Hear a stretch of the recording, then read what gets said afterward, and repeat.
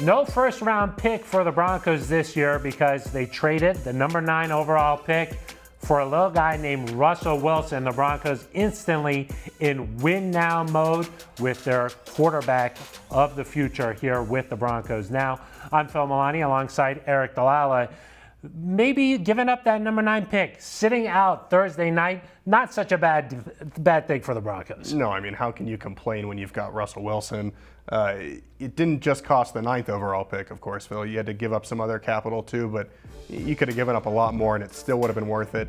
You've got a chance at a Super Bowl, not just this year, but from now on. You've got a window here. Russ says he wants to play 10 more years. Even if he doesn't play quite that long, you're looking at a period of sustained success.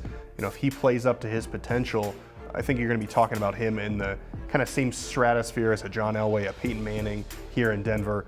That's worth it. And then just from a standpoint of being relevant again, being on national television, having some hype around the team, that's important too, and the Broncos gained that instantly when they traded for Russ. Erica, the goal here for all these teams around the league is to find a quarterback.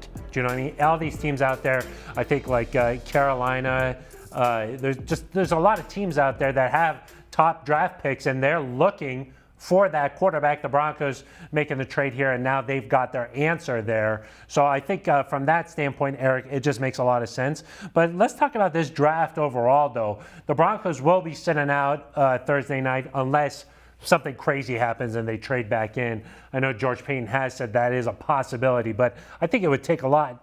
This is sort of a strange draft. There's 8 teams, Aric, that have multiple first-round picks. The Jets, Giants, Eagles, Lions, Texans, Saints, Packers, and Chiefs.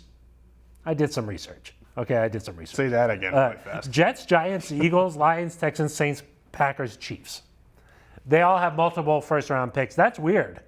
It is weird, and the other weird thing is you don't know who's going to be picked where. There's no consensus yet about who the number 1 overall pick is going to be. There's no consensus on if a quarterback or wide receiver or DB is going to go in the top 10. I mean, you just have no idea what's going to happen here. Daniel Jeremiah from NFL Network was saying that this is as crazy a draft and as unknown and unpredictable a draft as he's ever seen. And so it's almost nice that the Broncos don't have to worry about being there at 9. Who do you choose? Who's going to be a bust? Who's going to pan out? Those are all things that you'd be kind of worrying about, I think, if you were in that chair. You didn't have a sure commodity in Russell Wilson. And really, Phil, the heart of this draft, where everybody says this is where it's really good, is probably from the middle of the 2nd round to the middle or end of the 3rd round. That's where the Broncos have their picks. Yeah, the Broncos have 5 picks in the top 116. They're still going to get a bunch of impact players here.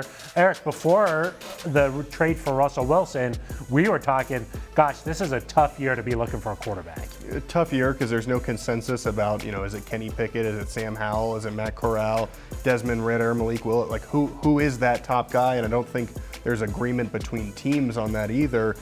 And let's not forget, Phil, at 9, you might have had to move up anyway. And so there's a potential that the Broncos could have had to use picks to get one of these rookies that nobody's really sure about anyway. And so to use those picks on a sure thing, I feel much more comfortable about that. And George Paton last year, we saw what he could do with 2nd-round picks, 3rd-round picks, 5th-round picks. This is another opportunity where George Paton can really kind of prove his value as a GM, and last year he did just that. Yeah, Javonte Williams, Quinn Miners, Baron Browning, Caden Stearns. I mean, Surtain got a lot of notoriety for obvious reasons, but those guys all played significant minutes. Even Jonathan Cooper, 7th-round pick, played a lot of minutes. So the Broncos will be adding talent, and maybe it's not such a bad thing that Thursday night, I don't know, what's on TV nowadays? Yeah, I don't watch really Netflix? Yeah, maybe something on Netflix, NBA playoff. No, we'll still be paying attention, but maybe not such a bad thing to be on the sidelines for night 1. That's going to do it for us. For Aric, DiLalla, I'm Phil Milani.